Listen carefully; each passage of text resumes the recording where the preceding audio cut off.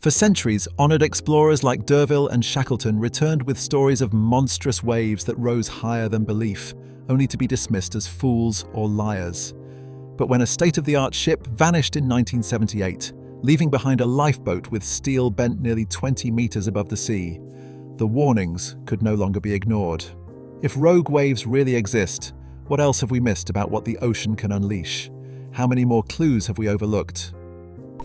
Jules Dumont d'Urville faced the Indian Ocean in 1826 with the discipline of a naval scientist and the caution of a career officer. His ship, the Astrolabe, pressed through a patch of sea where the horizon itself seemed to lurch. D'Urville recorded the moment in his log, a wall of water, 30 meters high, rising with such abruptness that even seasoned officers were left speechless. 3 of his men, all trained observers, confirmed the sighting. When D'Urville returned to France, he presented the facts to the learned societies of Paris. Instead of recognition, he met laughter. Colleagues like François Arago dismissed the account as fantasy, a sailor's tall tale spun out of terror and poor visibility. The official word in naval architecture was clear: open ocean waves rarely top 10 meters. To claim anything greater was to risk one's reputation.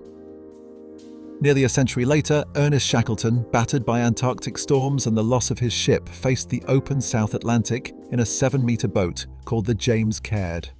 Shackleton's 1916 log describes a night when the wind shrieked and the sea turned metallic under the moon. Out of the darkness, an enormous greybeard rose, so vast that it lifted the Caird and her crew as if they were weightless. Shackleton, a man known for understatement, wrote of being lifted and flung forward like a cork. He was no stranger to hardship or exaggeration, and his crew had already survived conditions that defied belief. Yet even he struggled to describe the force that nearly ended their journey in a single, silent blow. Both men, one with the authority of French science and the other with the grit of polar survival, returned with evidence that should have challenged the theories of their day. Instead, their warnings were dismissed.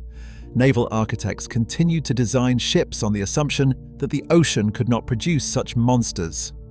The consequences of ignoring these testimonies would only become clear after modern vessels began to vanish without explanation, forcing a reckoning with the limits of scientific certainty.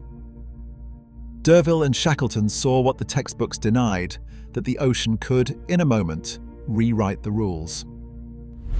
On December 12, 1978, the German cargo ship MS München was crossing the North Atlantic, equipped with modern navigation and communications. At 3:10 in the morning, a faint distress call broke the night, barely a whisper across the radio waves. The message was nearly lost in static, but the ship's call sign and position came through. Then, silence. For the next 30 hours, automated emergency signals flickered in and out, but no one on board ever answered again. As search aircraft and ships swept the stormy Atlantic, the only trace of the München was debris scattered across hundreds of miles. Among the wreckage, investigators recovered a lifeboat, a clue that would haunt maritime experts for decades. This lifeboat had been mounted 20 meters above the waterline, bolted into steel supports designed to withstand the worst the ocean could offer. Yet the fittings were bent backward, twisted by a force that defied every expectation. Standard waves, even in heavy storms, could not reach so high or strike with such violence. The official inquiry pored over the evidence. There were no signs of structural failure or design flaw. The ship had not been overloaded. The damage pattern pointed to something far more sudden and violent. A vertical wall of water colliding with the superstructure, smashing through lifeboat mounts 20 meters up, flooding the bridge and leaving the vessel powerless and adrift. For 33 hours, the München is believed to have listed at 50 degrees, battered and helpless, before finally disappearing beneath the waves with all 28 crew. At the time, rogue waves were still dismissed as legend. The inquiry's final report could only describe an unusual event, but the evidence, the lifeboat torn from its moorings, the steel bent by unimaginable force, remained unexplained. The case was left open, a modern maritime mystery. Years later, as new science began to measure and confirm the existence of rogue waves, investigators would return to the München story. The lifeboat, battered and adrift, became the silent witness to a force the textbooks had refused to acknowledge. On New Year's Day, 1995, the Draupner oil platform stood in the North Sea, surrounded by winter seas running 11 to 12 meters high. The platform's engineers trusted the numbers. Their structure had been built to withstand a wave of 19.5 meters, an event supposedly expected only once in 10,000 years. But at 3:20 in the afternoon, a laser sensor perched high above the waterline caught something no one had ever measured before. In a span of seconds, the record traced a sudden spike 25.6 meters from trough to crest. The wave towered more than twice the height of its neighbors, a steep vertical wall that defied every prediction. Inside the control room, alarms sounded as the platform shuddered. Steel railings on the weather deck twisted under the force, bent by water that should never have reached so high. The laser's data strip showed a clean, sharp peak. No instrument glitch, no calibration error. Other sensors confirmed the reading. For the first time, a rogue wave had been captured in hard numbers, not just in a sailor's story or a battered piece of wreckage. Scientists pored over the Draupner data for months. The numbers left no room for doubt. A wave more than twice the significant height, rising from ordinary storm seas, was not only possible, it had happened under their own instrument's gaze. The platform's laser had delivered the proof that centuries of testimony and decades of skepticism could not. The ocean's hidden giants were real, and now they had a measurement. RMS Queen Elizabeth II, a ship built to withstand the worst the Atlantic could muster, found herself in the path of Hurricane Luis on September 11, 1995. Seas already towered around her, but deep into the storm, a wave unlike any other rose from the chaos. The crest loomed nearly 29 meters, almost the height of a 10-story building. It struck with such force that windows 20 meters above the waterline shattered, sending seawater flooding into upper decks.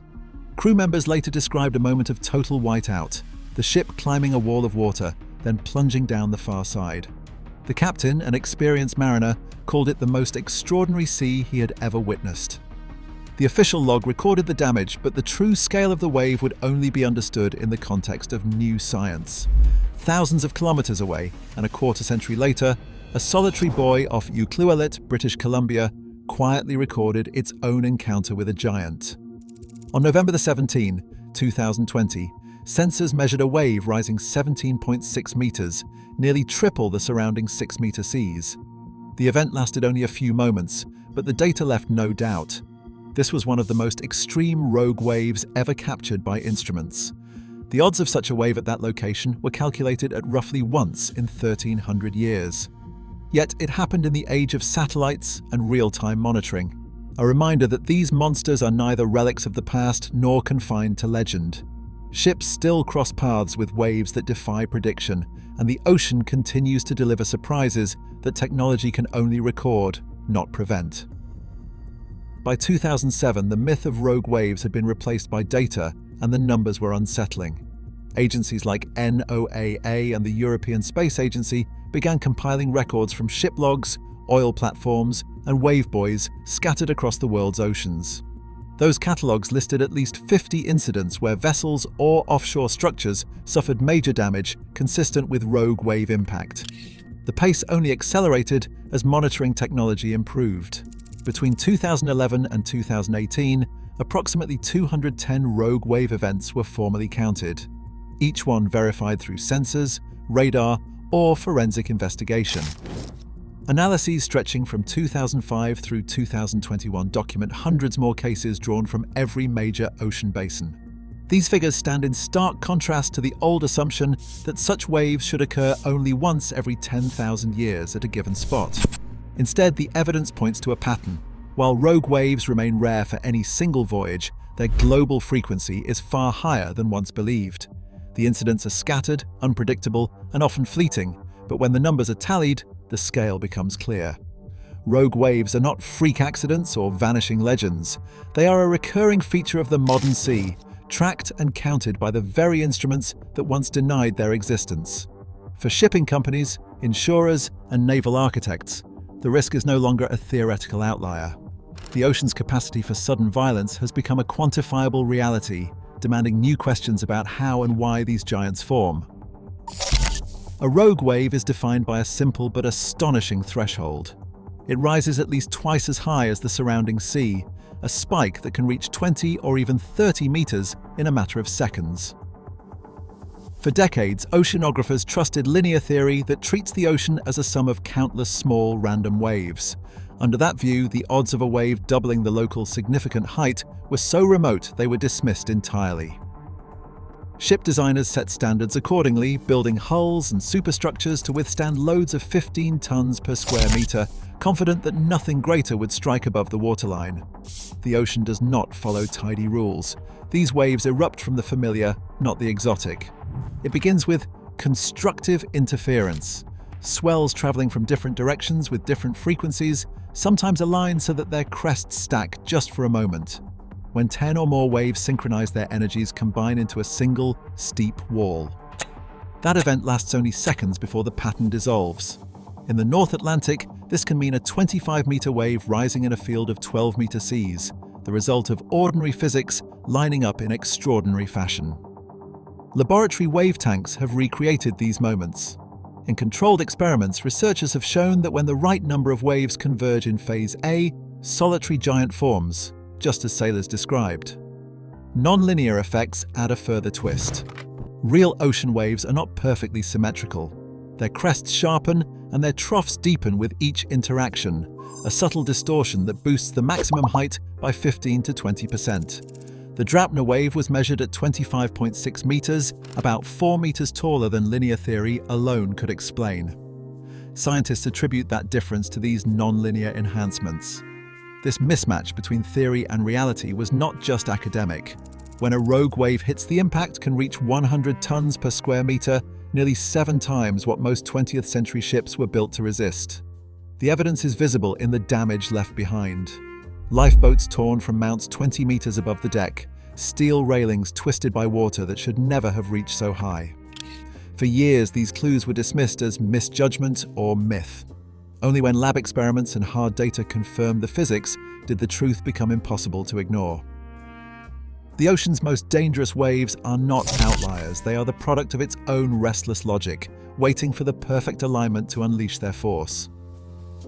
Certain parts of the world's oceans are notorious for producing rogue waves, places where physics conspires against ships and platforms with little warning.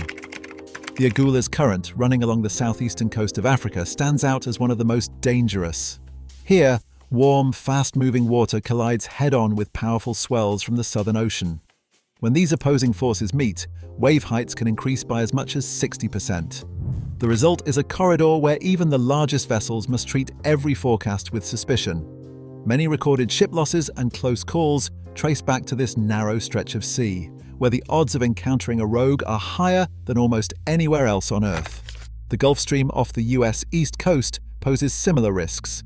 Its strong northbound flow can suddenly steepen Atlantic swells, creating unpredictable conditions for cargo ships and tankers. In the North Sea and Norwegian Sea, the convergence of multiple wave systems and shifting winds makes for a different kind of hazard, a patchwork of hotspots where the background sea can surge without warning.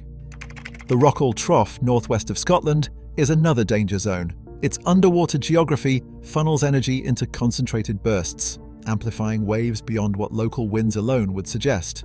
Even outside these well-known hotspots, rogue waves can erupt wherever currents, swells, and weather align just right.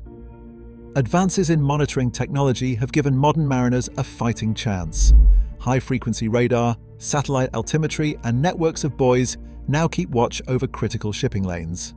Machine learning models, trained on millions of wave records, can spot subtle changes in wave groups, shifts in timing, direction, or height that often precede a rogue.